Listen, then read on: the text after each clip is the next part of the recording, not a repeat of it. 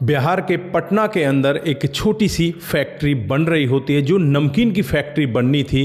दोस्तों यहाँ पर बहुत सारे मज़दूर काम करने के लिए आते हैं। एक 70 साल का मज़दूर भी इन मज़दूरों के बीच में काम कर रहा होता है, बुजुर्ग होता है।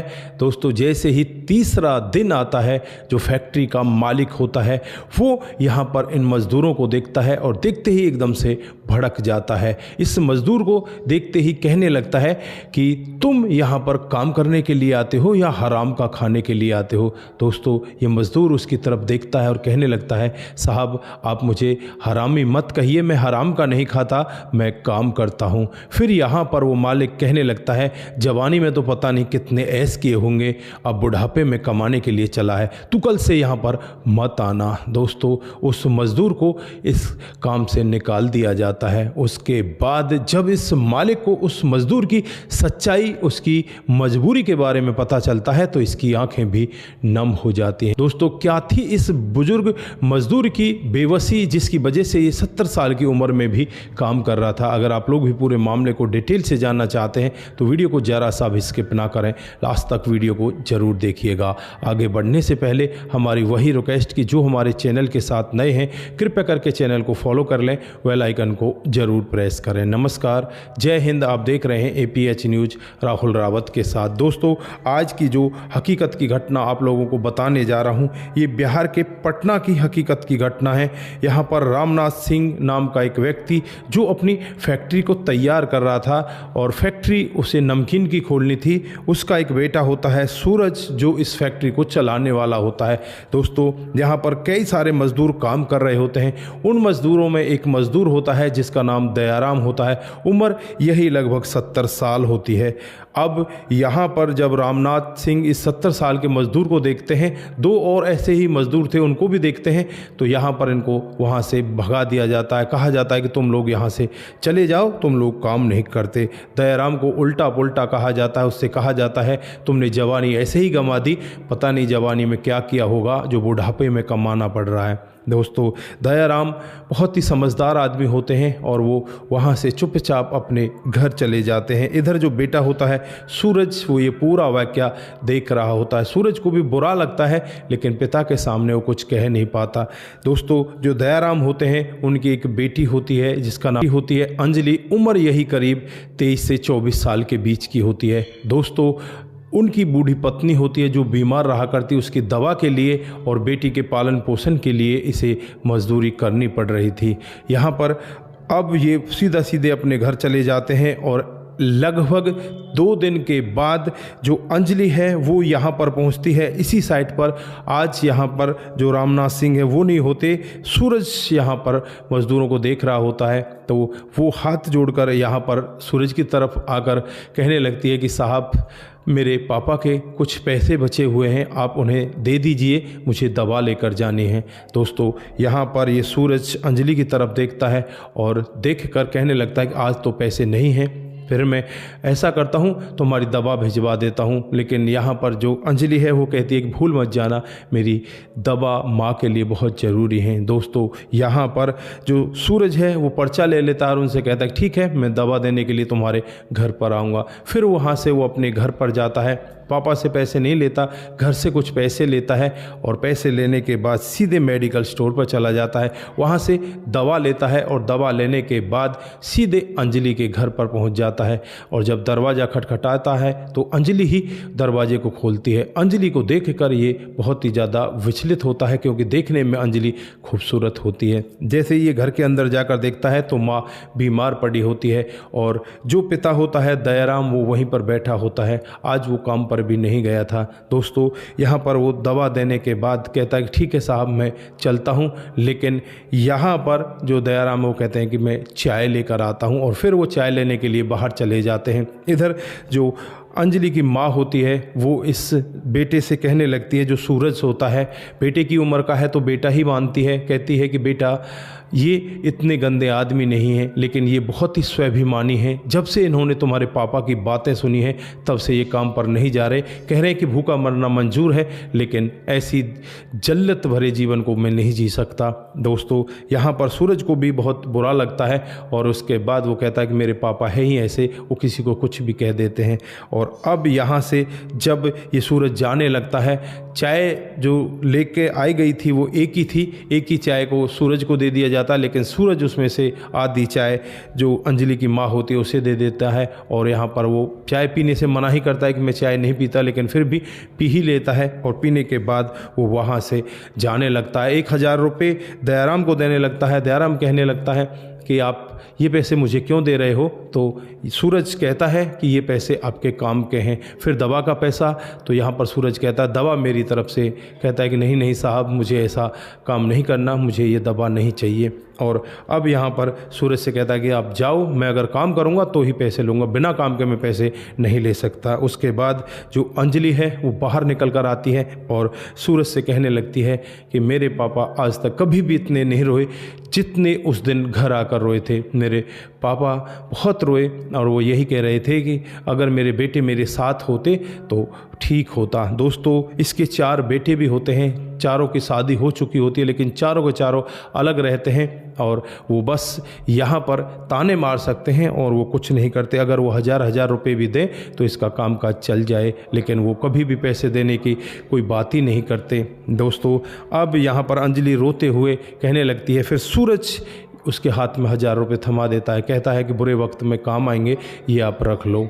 अंजलि कहती है कि अरे नहीं, तो जो सूरज होता है उसकी मुट्ठी को बंद कर देता है और कहने लगता है कि आप रख लीजिए, आपके बुरे टाइम में काम आएंगे। घर जाने के बाद उसे फिर वही चेहरा बार बार अपने आंखों के सामने दिखाई देने लगता है। अब ये सोचता है किस तरह से मिला जाए। लगभग 10 दिन का समय बीत जाता है।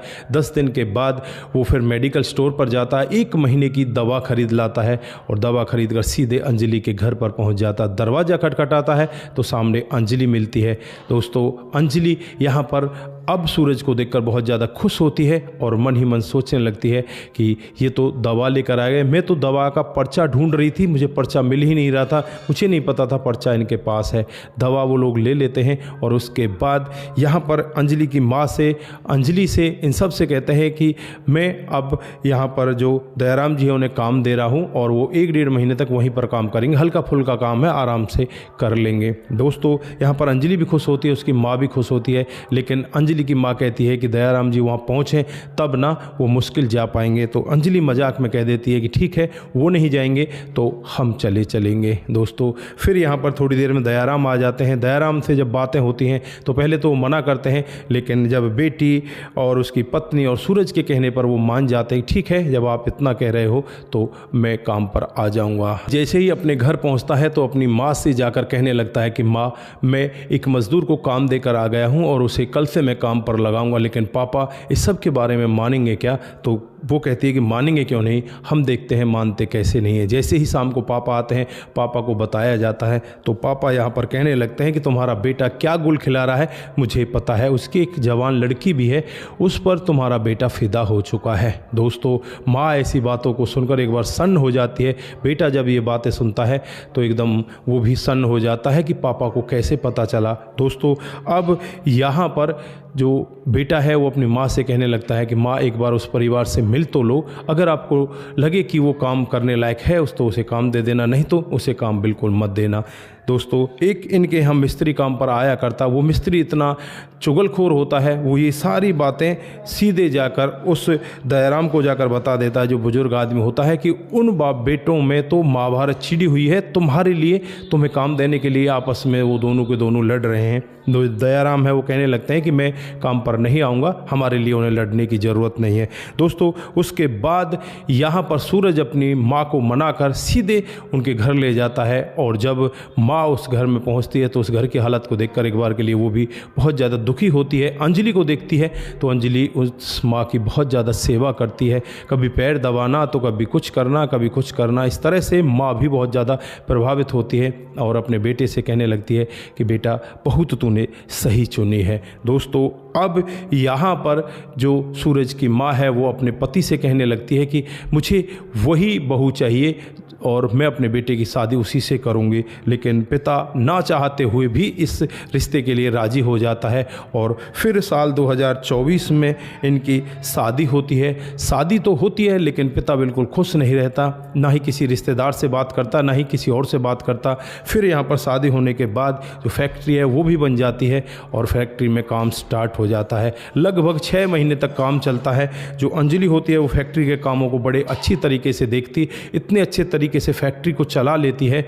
जब पिता को पूरी अच्छाइयों के बारे में पता चलता है तो वो अंजलि से कहता है कि अंजलि, मैं धन्य हो गया, मुझे तुम जैसी बहू मिली। जो अब तक ये कह रहा था कि तुम तो कुछ हो ही नहीं, तुम तो बस पैसों के लिए मेरे बेटे से शादी कर रही हो, वही अब ये कहने लग जाता है कि तुम तो धन्य हो, तुम जैसी बहू मुझे मिल गई। मेरे लिए ये बहुत बड़े सौभाग्य की बात है। दोस्तों, अब यहाँ पर ये सभी के सभी लोग बड़े प्यारपूर्वक रहते हैं और जो रामनाथ जी हैं वो अब दयाराम जी को अपना समधी मानते हैं और उनके साथ बड़े आराम से रह रहे हैं। तो दोस्तों, ये रही आज की एक छोटी सी प्यार भरी कहानी। आप लोगों को कैसी लगी? अगर आपको जरा सी भी प्रभावित करती है, जरा सी भी अच्छी लगती है तो दोस्तों के साथ ज़रूर साझा करके जाएं। दोस्तों, जिन साथियों ने हमारे पिछले वीडियोज़ पर कमेंट किए थे उनका नाम हम यहाँ पर बारी बारी से लेने वाले हैं।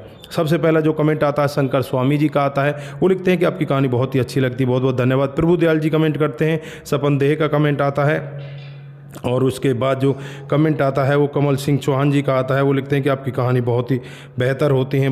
उसके बाद जो कमेंट आता है प्रभु साहू का आता है। वो कहते हैं कि आपकी कहानी बहुत ही अच्छी होती है पर कहानी को थोड़ा शॉर्ट कीजिए। बहुत बहुत धन्यवाद। उसके बाद में हनुमंत दत्त जी कमेंट करते हैं, थैंक यू, आपकी न्यूज़ से बहुत कुछ समझ में आता है, बहुत बहुत धन्यवाद। उसके बाद मुनमुन श्रीवास्तव जी का कमेंट आता है। मोहम्मद महबूब का कमेंट आता है और सुलोचना सिंह राजवत जी कमेंट करती हैं, आपकी कहानी बहुत ही अच्छी होती है, बहुत बहुत धन्यवाद। उसके बाद बंसीलाल जी का कमेंट आता है। बंसराज जी कमेंट करते हैं और अंजल मानवी जी कमेंट करती हैं, आप सर कहानी स्टोरी बहुत अच्छी तरीके से सुनाते हो, कुछ मिस्टेक रहते हैं आपकी कहानी में, बहुत कभी सास ससुर कभी पत्नी बोल देते हो, थोड़ा कंफ्यूज हो जाती हूँ। कोई बात नहीं, आगे से ये सब आपको नहीं मिलेगा।